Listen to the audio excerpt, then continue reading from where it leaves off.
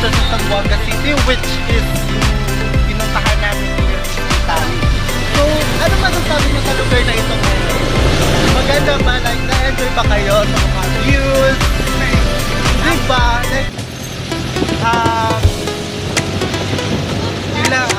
parang nasa bahay